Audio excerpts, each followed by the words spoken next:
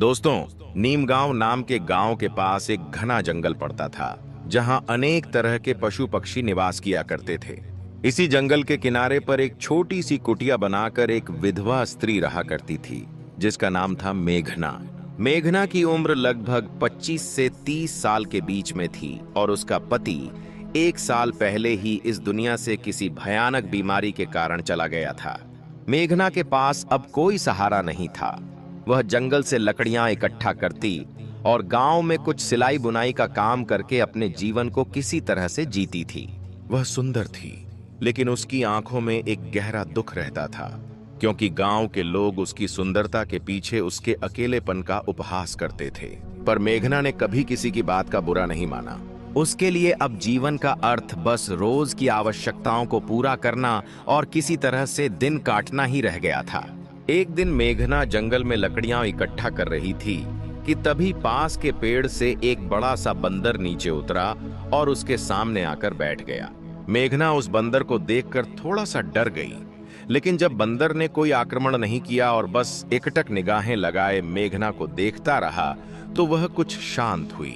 मेघना ने धीरे धीरे उससे नजरें मिलाईं और कहा, तू कौन है, क्या चाहता है?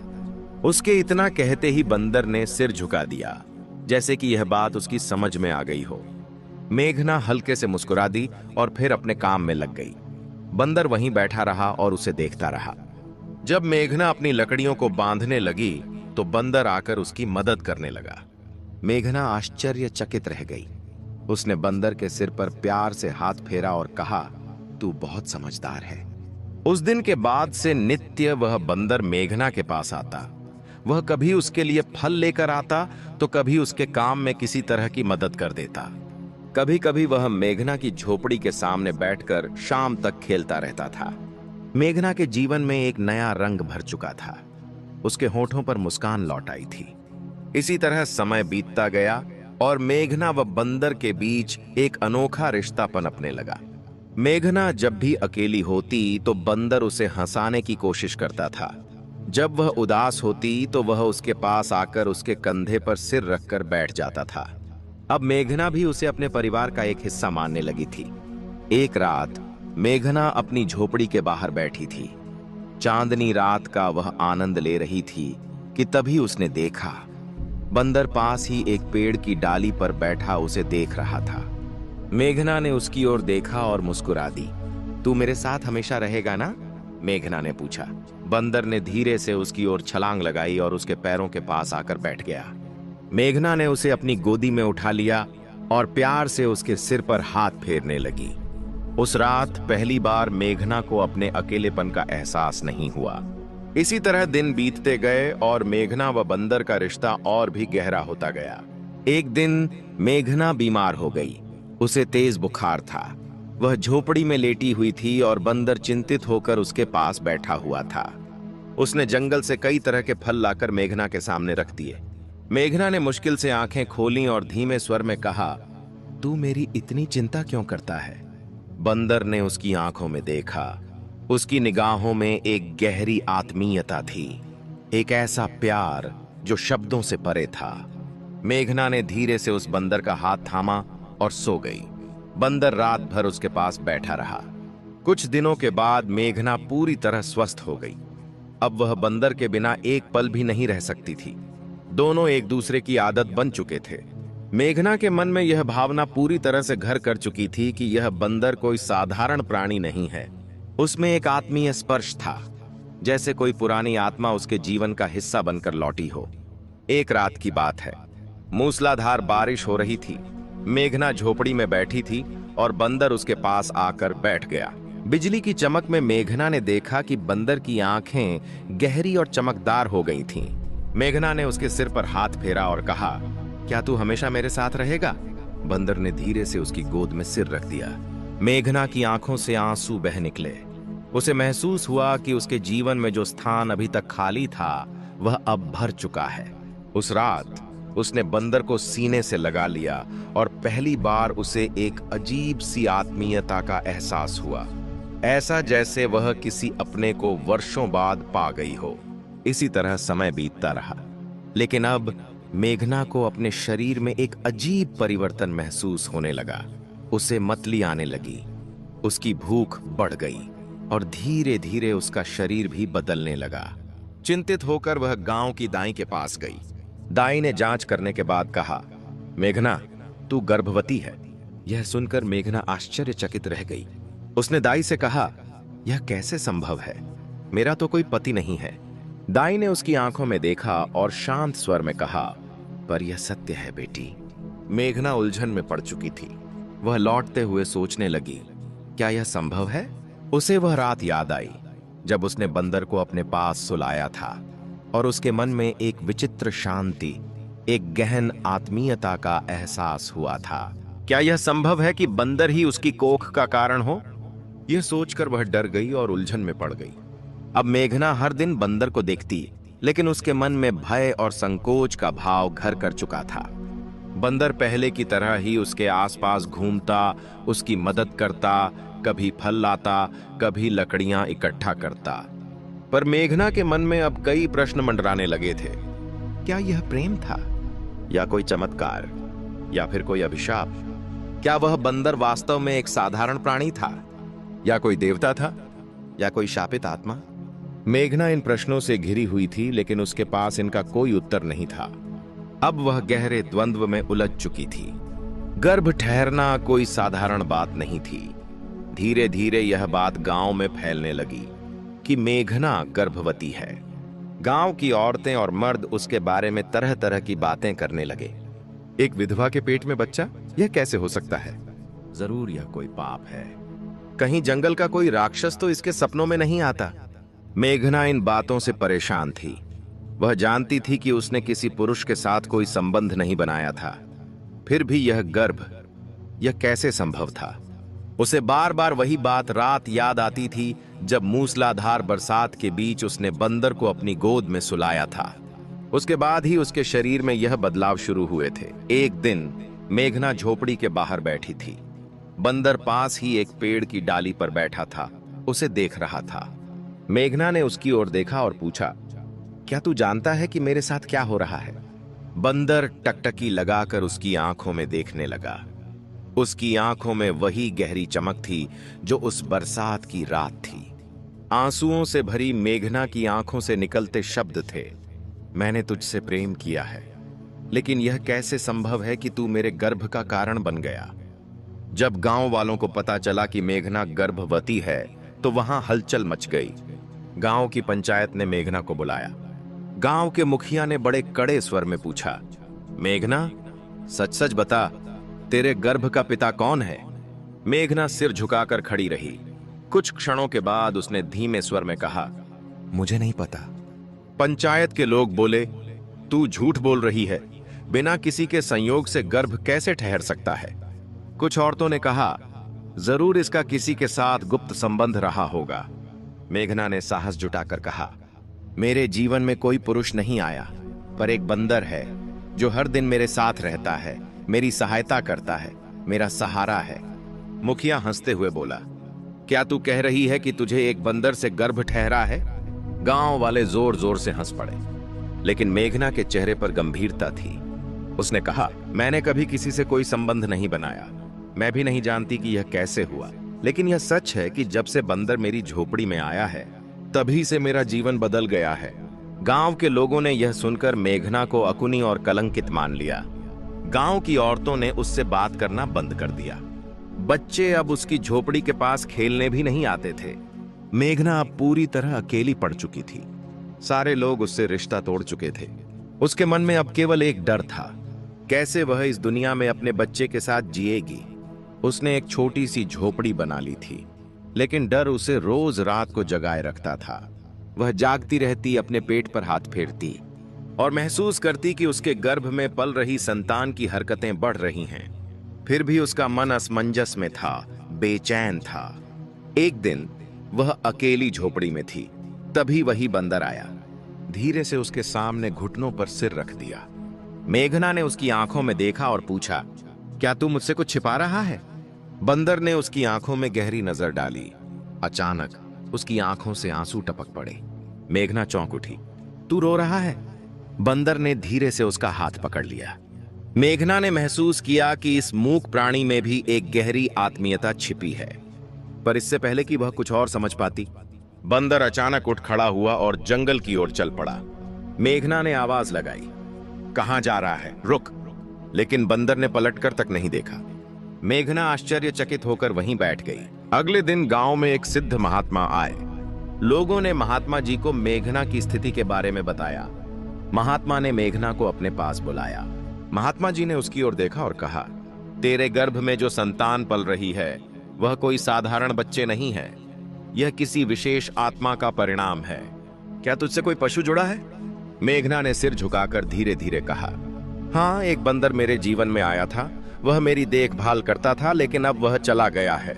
संत ने गहरी सांस लेते हुए कहा, यह कोई साधारण बंदर नहीं था, यह एक दिव्य आत्मा थी। किसी अर्षि के श्राप के कारण उसे बंदर का रूप मिला था, पर जब उसने तुझसे प्रेम का अनुभव किया तो उसका श्राप टूट गया। मेघना विस्मय से साधु महाराज की ओर देखने लगी। क्या यह संतान सच में दिव्य है? साधु महाराज ने गंभीर स्वर में कहा, हाँ, यह संतान मनुष्य और पशु के प्रेम की संतान है, लेकिन इस संतान के जन्म के साथ ही एक बड़ा संकट भी आएगा। यह संतान अपने अस्तित्व के लिए कठोर संघर्ष करेगी। मेघना ने भय से कांपते हुए पूछा, यह कैसा संकट है महात्मा जी? साधु ने उत्तर दिया, यह संतान विशेष शक्तियों से संपन्न होगी, पर उसे पाने के लिए अंधकार की शक्तियां भी सक्रिय हो जाएंगी। तुझे अपनी संतान की रक्षा के लिए हर संभव प्रयास करना होगा। मेघना की आंखों में डर और आशंका साफ झलक रही थी। उसने पूछा, लेकिन वह बंदर कहां गया? साधु महाराज ने कहा, वह अब अपने वास्तविक स्वरूप में लौट चुका है। उसने देवत्व को प्राप्त कर लिया है, पर जब संकट आएगा वह अवश्य लौटेगा और तुझे सहायता करेगा। इस तरह धीरे धीरे समय बीतता गया। मेघना के गर्भ का आकार बढ़ता गया, लेकिन गांव वाले अब भी उसे संदेह की दृष्टि से देखते थे। लेकिन मेघना के मन में अब एक नई शक्ति आ चुकी थी। उसे पूरा विश्वास था कि वह अपने बच्चे की रक्षा कर सकेगी। एक दिन मेघना जंगल में लकड़ियां इकट्ठा करने गई। तभी अचानक घने पेड़ों के बीच से एक डरावनी आवाज आई। मेघना ने देखा कि सामने एक विशाल काला नाग थन फैलाए हुए खड़ा था। डरते हुए मेघना पीछे हटना चाही, लेकिन नाग उसकी ओर बढ़ने लगा। घबराकर उसने अपनी आंखें बंद कर ली। तभी अचानक हवा में हलचल हुई। जब मेघना ने आंखें खोलीं तो देखा कि सामने वही बंदर खड़ा था, लेकिन इस बार उसकी आंखों में तेज चमक थी। वह काले नाग की ओर उछला और जोर से धक्का दिया। नाग ने फुफकार मारी और अंधकार में गायब हो गया। मेघना कांपती हुई बंदर की ओर देख रही थी। बंदर ने उसकी आंखों में देखा कि वही आत्मीयता झलक रही थी, लेकिन इससे पहले कि मेघना कुछ कह पाती, बंदर फिर से जंगल की ओर भाग गया। मेघना अब समझ चुकी थी कि उसका गर्भ कोई साधारण संतान नहीं था, बल्कि वह एक दिव्य शक्ति का प्रतीक था जो उसके गर्भ में पल रही थी। बंदर का अचानक प्रकट होना और नाग से उसकी रक्षा करना इस बात का प्रमाण था कि कुछ बड़ा घटित होने वाला था। फिर भी मेघना के मन में संशय था, क्या वह बंदर सचमुच एक दिव्य आत्मा था? अगर वह किसी अर्षि का अवतार था तो वह मुझसे दूर क्यों चला गया? और वह नाग, वह कौन था? इन अनसुलझे प्रश्नों के कारण मेघना के मन में बेचैनी बढ़ती जा रही थी। गर्भ का समय अब पूरा होने वाला था। मेघना का शरीर भारी हो गया था और उसे चलने फिरने में कठिनाई होने लगी थी। गांव की औरतें अब भी उससे दूरी बनाए हुए थीं। मेघना के लिए एक एक दिन काटना बहुत कठिन हो रहा था। एक रात तेज आंधी आई, आसमान में बिजली कड़क रही थी। मेघना अपनी झोपड़ी के भीतर अकेली बैठी थी। तभी उसे अचानक लगा कि झोपड़ी के बाहर किसी के चलने की आहट हो रही है। उसने धीरे से दरवाजा खोला तो देखा एक काले कपड़े में लिपटा हुआ व्यक्ति उसकी झोपड़ी के सामने खड़ा था। कौन हो तुम? मेघना ने डरते हुए पूछा। वह व्यक्ति धीरे से अपनी ओर हाथ बढ़ाते हुए दिखा। उसके हाथ में एक लंबा त्रिशूल था। उसके चेहरे पर एक अजीब सी चमक थी, लेकिन उसकी आंखों में क्रूरता छलक रही थी। तूने जो गर्भ धारण किया है वह साधारण नहीं है, वह शक्ति का प्रतीक है। मैं उसे लेने आया हूं, वह व्यक्ति बोला। मेघना घबराकर पीछे हट गई और पूछा, कौन हो तुम? वह व्यक्ति जोर से हंसा। उसकी आवाज गूंज उठी, मैं राक्षस काल केतु हूं। उस दिव्य आत्मा ने तुझे गर्भवती किया है, वह मेरा शत्रु है।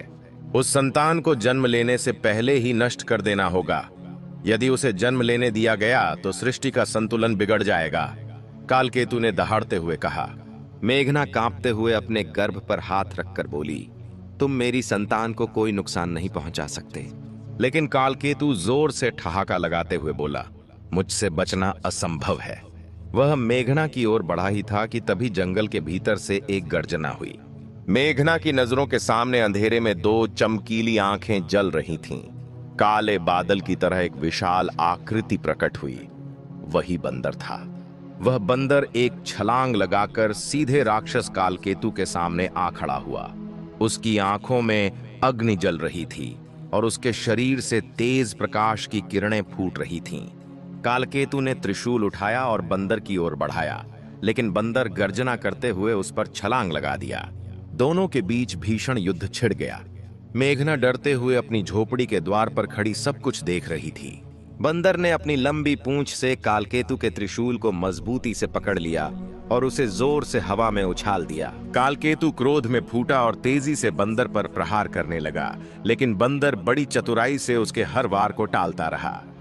फिर अचानक बंदर ने पूरी ताकत से कालकेतु के सीने पर एक भयंकर प्रहार किया। कालकेतु जमीन पर गिर पड़ा और दर्द से कराहने लगा। तभी आकाश में बिजली कड़कने लगी और चारों ओर दिव्य प्रकाश फैल गया। कालकेतु का शरीर जलने लगा, धुएं में बदलकर धीरे धीरे अदृश्य हो गया। वह बंदर मेघना की ओर देखने लगा। उसकी आंखों में गहरी शांति और करुणा थी। डर से कांपती हुई मेघना ने फुसफुसाया, तू कौन है? बंदर धीरे धीरे उसकी ओर बढ़ा, अपनी नरम हथेली मेघना के हाथों में रख दी। तभी उसकी पूरी देह से दिव्य प्रकाश फूटा और वह एक सुंदर युवक में परिवर्तित हो गया। मेघना आश्चर्यचकित रह गई। उसके सामने एक सुंदर दिव्य युवक खड़ा था, जिसके शरीर से तेज झलक रही थी। उसकी आंखों में करुणा और प्रेम की गहराई थी। मैं कोई साधारण बंदर नहीं था मेघना, मैं अर्शी का पुत्र हूं। मेरे ऊपर श्राप था कि जब तक मैं किसी स्त्री के प्रेम की परीक्षा नहीं दूंगा, तब तक मुझे पशु योनि में ही रहना होगा। मेघना ने बड़ी हैरानी से पूछा, फिर तूने मुझसे प्रेम क्यों किया? उस युवक ने कहा, क्योंकि तेरा प्रेम निश्चल और निस्वार्थ था। तूने मुझसे बिना किसी लालच के प्रेम किया था। यही कारण है कि मेरा श्राप समाप्त हो चुका है, लेकिन अब एक नई परीक्षा सामने है। मेघना ने चौंकते हुए पूछा, कैसी परीक्षा? उस युवक ने कहा, तेरे गर्भ में पल रही संतान कोई साधारण संतान नहीं है। वह सृष्टि के संतुलन का प्रतीक है। लेकिन कालकेतु नाम के राक्षस अभी भी सक्रिय हैं। वह उस संतान को जन्म लेने से रोकने की कोशिश करेंगे। तुझे इसकी रक्षा करनी होगी। मेघना ने युवक का हाथ थामा और कहा, लेकिन तूने मुझे अकेला क्यों छोड़ दिया था? उस युवक ने कहा, मैंने तुझे इसलिए छोड़ा था ताकि मेरा प्रेम सच्चा साबित हो सके। मैं जानना चाहता था कि तू मेरे बिना भी अपनी संतान की रक्षा करेगी या नहीं, और तूने साबित कर दिया कि तू सच्ची संगिनी है। मेघना की आंखों से आंसू बह निकले। उसने उस युवक को सीने से लगा के कहा, मैं तुझे कभी नहीं जाने दूंगी। उस युवक ने कहा, अब मैं तुझे छोड़कर कभी जाऊंगा भी नहीं, लेकिन तेरे गर्भ की रक्षा के लिए मुझे एक बार फिर से अपने दिव्य स्वरूप में जाना होगा। मैं तब लौटूंगा जब तेरे और तेरे गर्भ के जीवन पर खतरा मंडराएगा। मेघना ने घबराकर कहा, लेकिन अगर तू चला गया तो मैं अकेली कैसे रहूंगी? उस युवक ने उसके चेहरे को दोनों हाथों से थामते हुए कहा, तेरे मन में जो शक्ति है वही तेरी रक्षा करेगी, और मैं तेरे साथ सदा रहूंगा, भले ही तू मुझे देख न सके। उस युवक ने धीरे से मेघना का हाथ छोड़ा और फिर से तेज प्रकाश में बदलकर बंदर के रूप में लौट आया। बंदर ने मेघना की ओर अंतिम बार प्रेम से देखा और जंगल की ओर दौड़ गया। मेघना वहीं बैठी रही। उसके मन में भय और प्रेम दोनों का मिश्रण था। वह जानती थी कि जो संतान उसके गर्भ में पल रही है, वह अब केवल उसका भाग्य नहीं थी, वह संतान सृष्टि के भविष्य की रक्षक थी। मेघना के गर्भ का समय पूरा हो रहा था। उसके शरीर में हलचल बढ़ने लगी थी। गांव के लोग अब भी उसे शंका की दृष्टि से देख रहे थे, लेकिन मेघना के मन में अब किसी प्रकार का संशय नहीं था। कोई डर नहीं था, कोई भय नहीं था। उसे पूरा विश्वास था कि उसकी संतान का जन्म एक दिव्य उद्देश्य के लिए हो रहा है। सुबह होते ही गांव में अजीब सी हलचल मच गई। आसमान में अंधकार छा गया, पेड़ तेजी से हिलने लगे पक्षी डर के मारे इधर उधर उड़ने लगे। मेघना झोपड़ी के बाहर आई तो देखा कि गांव के बाहर एक काली आकृति खड़ी थी। वह कालकेतु था। उसकी लाल आंखों में क्रोध की ज्वाला जल रही थी। उसने गरजते हुए कहा, मैं वापस आ गया हूं। तेरे गर्भ की संतान को मैं जन्म नहीं लेने दूंगा। मेघना ने बड़ी ही साहस से कहा, तू मेरी संतान को छू भी नहीं सकता। कालकेतु ने जोर से हंसते हुए ठहाका लगाया और कहा, तू अकेली क्या कर सकती है? मैं स्वयं अंधकार का स्वामी हूं। तेरा अंत निश्चित है। मेघना ने अपने गर्भ पर हाथ रखा और कहा, मेरे गर्भ की रक्षा स्वयं ईश्वर कर रहे हैं। तू चाहे जितना प्रयास कर ले, मेरी संतान को तू नुकसान नहीं पहुंचा सकता। उस राक्षस कालकेतु ने त्रिशूल उठाया और मेघना की ओर उछाल दिया। मेघना ने आंखें बंद कर लीं। तभी अचानक हवा में एक गर्जना हुई। मेघना ने देखा कि सामने वही बंदर खड़ा था। उसकी आंखों में अग्नि की ज्वाला निकल रही थी। बंदर ने छलांग लगाकर त्रिशूल को हवा में पकड़ लिया और उसे कालकेतु की ओर फेंक दिया। त्रिशूल कालकेतु के सीने में जाकर धंस गया और कालकेतु दर्द से चीख उठा। बंदर ने कहा, कालकेतु, तेरा अंत अब निश्चित है। अब तू इस सृष्टि का हिस्सा नहीं रहेगा। कालकेतु ने क्रोध में कहा, तू मुझे नहीं हरा सकता। तो बंदर ने जोर से छलांग लगाई और कालकेतु के सिर पर प्रहार किया। उसका शरीर जलने लगा और वह राख में बदल चुका था। मेघना ने देखा कि बंदर अब धीरे धीरे उसके पास आ रहा था। उसकी आंखों में प्रेम और शांति का भाव था। बंदर ने उसके हाथ को छुआ और कहा, अब तुझे अपने भाग्य का सामना करना है। मेघना ने अचानक तेज पीड़ा का अनुभव किया। वह जमीन पर जाकर बैठ गई और बंदर ने उसके सिर पर हाथ रखा। मेघना को लगा जैसे एक दिव्य शक्ति उसके भीतर प्रवेश कर रही हो। धीरे धीरे उसके दर्द के बीच एक मधुर रोशनी प्रकट हुई। एक शिशु के रोने की आवाज सुनाई देने लगी। मेघना ने देखा कि उसकी गोद में एक दिव्य बालक था, जिसके शरीर से स्वर्णिम प्रकाश निकल रहा था। बंदर ने उस बालक को देखा और कहा, यह संतान मानव और देव के मिलन का प्रतीक है। यह भविष्य में सत्य और धर्म की स्थापना करेगा। इसकी रक्षा करना तेरा कर्तव्य है। मेघना ने प्रेम से बालक को अपनी गोदी में उठा लिया और कहा, मैं इसकी रक्षा जरूर करूंगी। बंदर ने मुस्कुराते हुए कहा, अब मेरा कार्य पूरा हो चुका है। तो मेघना ने घबरा कर कहा, अब तू मुझे छोड़कर मत जाना। तो बंदर ने कहा, अब मुझे अपने वास्तविक स्वरूप में लौटना है, लेकिन तुझे मेरी आवश्यकता होगी। मैं अवश्य लौटूंगा। मेघना की आंखों से आंसू निकल पड़े। उसने कहा, तू कौन है? तो उस बंदर ने कहा, मैं अर्शी का पुत्र हूं, लेकिन अब मैं तुम्हारे जीवन का रक्षक बन चुका हूं। जब इस बालक पर संकट आएगा, मैं अवश्य आऊंगा। मेघना ने उस बालक को अपनी गोदी में उठा लिया और कहा, मैं जानती हूं कि तू मुझे कभी अकेला नहीं छोड़ेगा। बंदर ने उसकी ओर प्रेम से देखा और धीरे धीरे स्वर्णिम प्रकाश में लुप्त हो गया। मेघना ने आसमान की ओर देखा और महसूस किया कि अब उसका जीवन एक नई दिशा में बढ़ चुका था। गांव के लोग जो पहले मेघना को कलंकित मानते थे, अब उसे देवी की तरह पूजने लगे थे। मेघना ने अपने पुत्र का पालन पोषण अत्यंत प्रेम और साहस के साथ किया। उसे विश्वास था कि जिस दिन उसके पुत्र के सामने कोई संकट आएगा, उस दिन वही दिव्य बंदर उसके सहारे के लिए लौट पड़ेगा। बंदर का प्रेम अब मेघना के जीवन का अभिन्न हिस्सा बन चुका था। इस तरह से यह कथा प्रेम और दिव्यता का प्रतीक है, जो युगों युगों तक लोगों को प्रेरित करती रहेगी। दोस्तों, यह कहानी एक विधवा स्त्री और बंदर की आपको कैसी लगी? एक प्यारा सा कमेंट करके जरूर बताना। और यदि यह कहानी आपको अच्छी लगी है तो इस वीडियो को लाइक और शेयर करना, साथ ही चैनल को सब्सक्राइब करने की भी कृपा करना। जय माता दी।